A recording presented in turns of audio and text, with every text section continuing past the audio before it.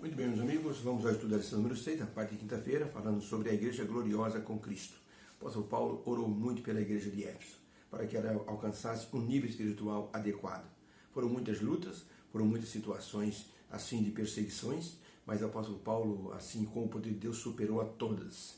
Ele estava preso por causa do evangelho, mas ele dizia para os cristãos de Éfeso: não se desanimem, considere isso como uma glória para Deus.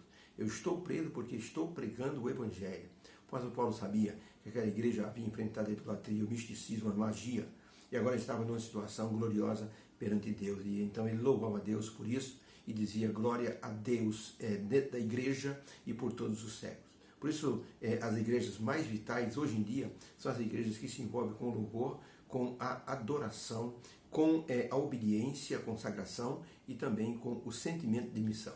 Igrejas que fazem isso têm uma vitalidade muito grande. Por isso, Paulo sentia que a igreja de Éfeso estava no caminho certo.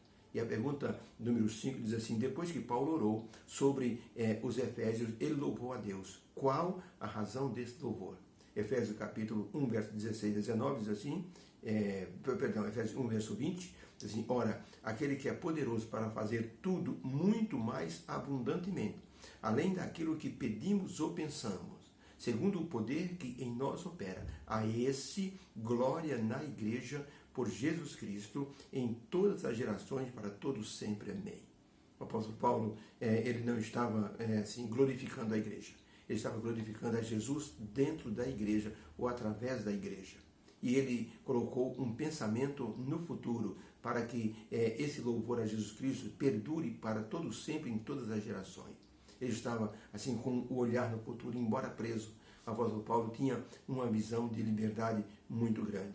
O apóstolo Paulo mencionou em sua oração assim e o seu apelo que Deus tem feito muito pela igreja, principalmente dando o conhecimento, a sabedoria e mostrando o grande amor que Jesus Cristo teve por todas as pessoas, principalmente por aqueles que eram gentios, porque o apóstolo Paulo dizia: vocês antes eram gentios, filhos da ira, desgarrados das promessas dadas a Israel, mas agora vocês são participantes da família de Deus. Vocês são co-herdeiros com Jesus Cristo. Por isso, o apóstolo Paulo, ele mostrou que a igreja deveria se firmar no cuidado do Pai e na disponibilidade do Espírito Santo para capacitá-los para a obra de mostrar o Evangelho a outras pessoas. O Evangelho recebido pelos Efésios não era para ficar apenas com ele, era para ser assim, divulgado, compartilhado com outras pessoas e a salvação ser estendida a todos aqueles que pudessem receber essa mensagem no coração.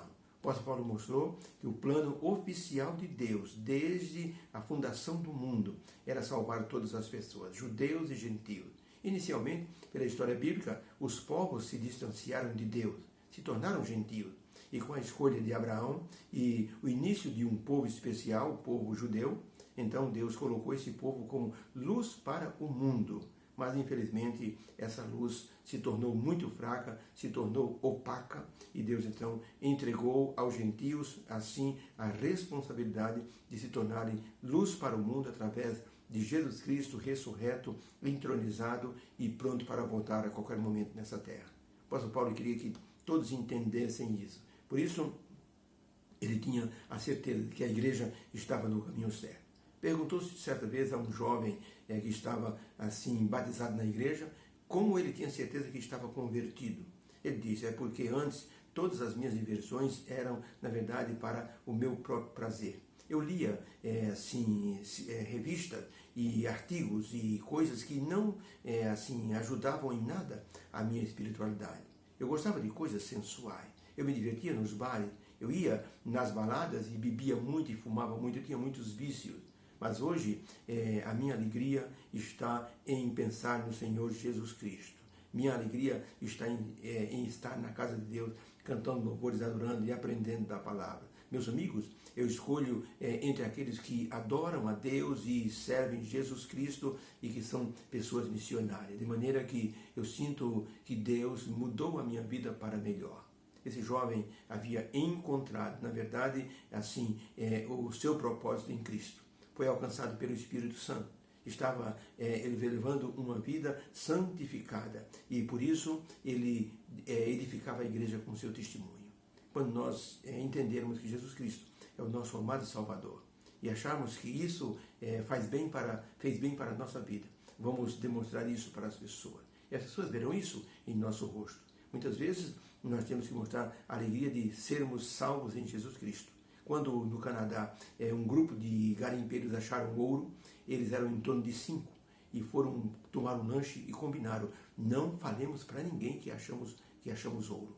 Eles foram na lanchonete, tomaram um lanche, conversaram assim de forma muito pacata, e na hora da saída 3 homens se apresentaram deles e disseram: boa noite, vocês acharam ouro, não acharam? Eles se entreolharam e disseram: mas nós não falamos nada sobre ouro. Eu sei, disse um dos homens, mas o rosto de vocês mostra que vocês acharam ouro. Existe alegria espantada no rosto de vocês. Nós achamos um tesouro, que é a salvação em Cristo Jesus. Isso deve estar estampado em nossa face. E as pessoas vão perceber isso, tá? Como disse um pensador cristão, o crescimento espiritual da igreja consiste mais no crescimento da raiz do que nos galhos. É quando nos aprofundamos na obediência, na comunhão, no louvor e na adoração, que nós crescemos espiritualmente, e as pessoas vão perceber isso. A raiz é muito mais profunda do que os galhos. Os galhos podem ser quebrados, mas a raiz, ela segura o tronco. Por isso é importante nos firmarmos espiritualmente naquilo que Deus nos manda, naquilo que Deus nos ordena, para ficarmos firmes diante das tentações e das situações que haverão de ocorrer neste mundo. O apóstolo Paulo tinha raiz profunda, por isso ele dizia: eu não estou preocupado com a minha prisão, eu estou preocupado com vocês. E estou feliz porque vocês estão crescendo espiritualmente. A raiz espiritual da vida de vocês está crescendo muito. Já ouviu falar no bambu chinês? Ele, durante 15 anos, não apresenta nenhum broto. Ele cresce a raiz por baixo da terra, chegando numa extensão de quase 25 metros a raiz do bambu chinês. Depois de 15 anos, em que a raiz está totalmente assim, fincada na terra, os primeiros brotos começam a nascer depois de 15 anos, e o bambu chinês chega a atingir 30, 40 metros de altura. Algo espetacular. Então a igreja cresce pela raiz, para se tornar forte e mostrar ao mundo que tem, assim, estar ligado na videira verdadeira que é Jesus Cristo. Como disse um teólogo, a igreja hoje está precisando reconhecer que Cristo é o seu Salvador.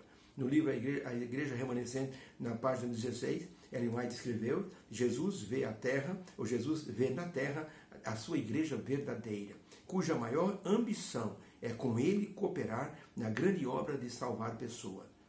Jesus ouve as orações da igreja, apresentadas em contrição e poder, e a onipotência não lhe pode resistir aos rogos para a salvação de qualquer membro provado e tentado no corpo de Cristo. Ou seja, Jesus Cristo, ele não se omite quando a igreja ora para ele. A oração tem sido algo poderoso para a salvação de alma.